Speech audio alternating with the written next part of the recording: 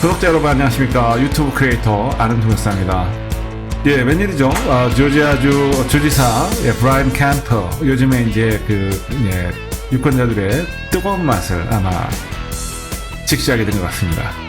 아니면 뭔가 이제 이번 2022년도 선거에 대비해서 자신의 입지를 확실하게 하기 위함인가요? 오늘 일단 조지아주에서 들어온 소식 잠깐 전달하겠습니다. 조지아주 브라이언 캠프, 조지아주 주지사죠. 이분이 코로나 바이러스와 관련된 모든 주 내의 여러 가지 제한 사항을 철회하겠다라고 밝혔습니다. 예, 조지아 주지사 브라이언 캠프는 수요일 날 모든 코로나 바이러스 관련된 그 제한 사항에 대해서 주 차원에서 목요일 기에서 모두 철회하겠다라고 이야기하고 있습니다. 따라서 모든 비즈니스들은 평상시와 다름없이 돌아갈 수 있다라고 밝혔습니다. 기쁜 소식이죠? 예, 기쁜 소식입니다. 예, 대한민국에서 이제 서울시장과 부산시장 보궐선거가 있었죠. 여기서 보시면 지금 국민의 어떤 정치에 대한 참여와 유권자의 그런 마음에 대해서 합치한 것이 얼마나 중요한지 이번 선거 결과에 잘 나오고 있었죠. 마찬가지입니다. 미국에 있는 정치인들도 그동안에 자신들이 봐왔던 유권자와 지금 현재 트럼프 대통령을 중심으로 해서 똘똘똘똘 뭉치고 있는 그런 보수의 유권자들, 또 지난번에 말씀드렸듯이 이제 그 민주당을 이탈하고 있는 중도 성향의 민주당 유권자들이 나오고 있다는 거, 이탈표가 나오고 있다는 거죠. 그래서 아마 여기에 대한 대비일까요? 여러 가지 이제 미국에서도 긍정적인 움직임이 보이고 있습니다. 그래서 지금 브라이언 캠프가 이야기하는 것은 우리는 이제 정상적인 그런 생활로 돌아갈 수 있는 준비를 하고 있다. 상당히 긴 기간 동안 이렇게 어렵게 해왔음에도 불구하고 이 힘든 싸움을 완전히 지금 종식시키지는 못했다. 하지만 지금 이러한 코로나 바이러스의 영향으로 인해서 우리의 경제, 그 다음에 우리의 경제의 기반이 되는 자영업자들, 소상공인들이 흔들리고 있다. 따라서 내일을 기점으로 해서 우리의 경제를 살리기 위한 목적으로 모든 제한 조치를 풀겠습니다라고 이야기하고 있습니다. 네, 브라이언 캠프 요즘에 요즘에 늦은 감이 많이 있습니다만은 여러 가지 이제 보수적인 어떤 성향의 발언이나 친보수 성향의 정책들을 지금 내놓으려고 노력하는 모습이 보입니다. 그런다고 해서 뭐 다른 좋은 일이 있을까라고 생각됩니다만은 정치인들이 아무리 그렇게 한다고 하더라도 이제 그 민낯을 들여다보게 된 우리 유권자들은 절대 이런 부분에 속아는 맞지 않죠. 정상으로 돌아가기 위해서 할 수 있는 모든 걸 좀 하고 있다. 이 이야기를 하고 있어요. 그래서 내일 당장, 오늘 수요일이니까 내일이 목요일이거든요. 목요일부터 풀겠다는 겁니다. 그러면 이 조지아주에서 어떤 걸 철폐를 하게 되냐면 함께 사람들이 모이는 걸 일단 할 수 있도록 해준다는 거예요. 그러니까 뭐 식당을, 그 다음에 술집을, 그리고 다른 어떤 사업체를 이제 열되 사회적 거리두기만 하면 열 수 있도록 하겠다. 이런 이야기입니다. 또 한 가지는 이제 이런 규정들을 지키지 않았을 때 그동안 법 집행기관에서 그 사업체 자체를 영업을 정지시키거나 취소하는 거, 이런 걸 할 수 있었거든요. 이제 그거 자체도 이제 못하게끔 하겠다는 얘기예요.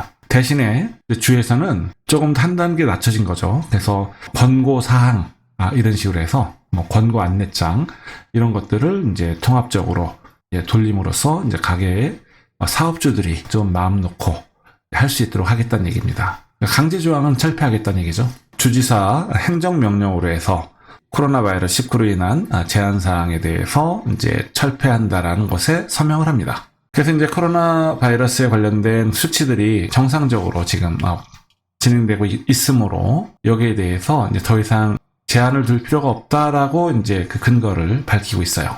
그래서 이제 관련된 제한 조치들, 예를 들어서 마스크를 써야 한다거나 실내에서 정원 제한을 준다거나 이런 부분에 대해서 철회가 되는 것이죠. 그런데 이제 한 가지 공교롭게도 이제 바이든 행정부에서는 이러한 또 다른 바이러스의 확산이 우려된다는 경고를 하고 있는 시점에서 여기에 정반대의 지금 조치를 취하는 것을 봤을 때 공화당 세력을 위주로 한 어떤 결집이 지금 되고 있다는 것을 반증하는 그런 사례라고 볼 수 있습니다.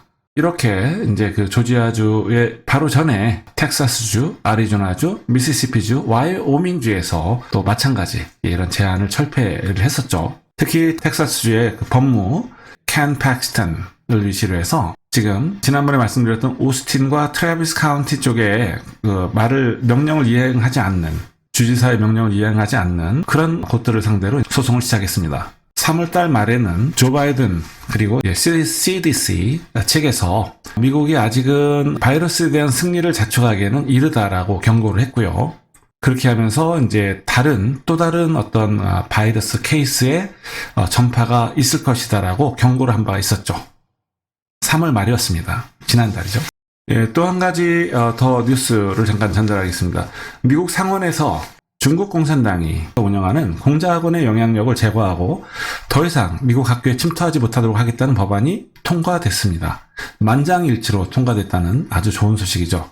지난 3월 달입니다. 공자학원이 있는 대학에서 공자학원을 철저하게 감독하고 통제할 것을 요구하는 공자학원 법안을 만장일치로 통과시켰고요. 이 법안에 따라서 미국 대학 내에 있는 공자학원의 교육 내용과 활동 연구비, 채용 인원 등에 대해서 철저히 감독하고 통제할수록 통제가 가능하게 되어 있습니다. 만약에 이러한 감독을 소홀히 하게 될 경우에는 미국 연방정부의 지원금을 받지 못하게 됩니다. 물론 자신들이 미국 정부로부터 안 받고 대신에 중국 정부로부터 받으면 되지 않겠냐라고 생각할 수가 있겠습니다만은 연방정부의 지시를 무시하게 됐을 때에는 어떤 조치가 있을 수가 있겠냐. 나중에 학교 문 닫을 수 있습니다. 이 법안은 존 케네디 공화당 상원 의원이 발의한 법안이었습니다. 이유는 그렇습니다. 중국의 중국 공산당 정부가 운영하는 공자학원은 자유롭게 어떤 의제 토론을 허용하지 않는다는 것이죠. 특히 위구르족이나 티벳, 홍콩과 또는 천안문 광장에서 일어난 일에 대해서는 그 누구도 말을 할 수 없도록 하고 있습니다. 라고 이제 지적하면서 이 법안을 발효했습니다. 그리고 또 한 가지는 공자학원은 모두 중공의 통제를 받고 있다. 라고 이야기를 했고요. 학문의 자유와 표현의 자유를 위협하고 있는 선전기관에 불과하다라고 비난하고 있습니다. 미국 내에 너무나 많은 공자학원이 진출해 있고 또 이들이 공산당의 어떤 통일 전선 전술의 일환으로 문화적인 어떤 교류라는 명목하에 실제 보시면은 중국 공산당에 대한 어떤 노선에 대한 홍보, 그죠? 그 다음에 공산당에 대한 어떤 사상 교육 같은 것이 이루어지고 있었다는 것이죠. 그렇기 때문에 최근 몇 년 동안에 미국에 있는 의원들과 지지자들의 노력으로 전역에 있는 공자학원들이 잇따라서 지금 폐쇄되고 있는 실정이었죠. 지난달 2월 기준으로 해서 64곳에 설치됐던 공자학원이 폐쇄됐거나 폐쇄 중입니다. 아시다시피 지난해 트럼프 전 행정부에서는 워싱턴에 있는 공자학원을 외국 대행 기관으로 등록했고요. 폼페이오 장관이 당시에 이제 국무장관으로 있을 때죠. 이때 공자학원을 완전히 철폐해야 된다라고 강력하게 주장을 했었고, 그래서 문화적인 교류라는 명목으로 중국 공산당의 앞잡이 공자학원이 미국, 한국 모든 나라에 그죠? 거의 모든 나라에 이제 들어가서 있었지만 실은 이것은 이제 중국의 1대1로 사업에 연관되는 하나의 연장선일 뿐이었다. 지금 이제 그런 중국 공산당의 속셈을 알아차린 많은 자유민주주의 국가들에서는 지금 공자학원에 대해서 퇴출시키려는 움직임이 강하게 일어나고 있습니다. 대한민국도 마찬가지로 우리의 우방인 미국과 함께 같은 길을 가기 위해서는 이 한국 내에 자리 잡고 있는 공자학원 같은 기관이 있다면 반드시 축출해서 한국 땅에 발을 붙이지 못하도록 해야 될 시점이 이제는 왔다고 보시면 됩니다. 오늘 제가 준비한 뉴스는 여기까지입니다. 제 영상을 봐주셔서 감사합니다. 안녕히 계십시오.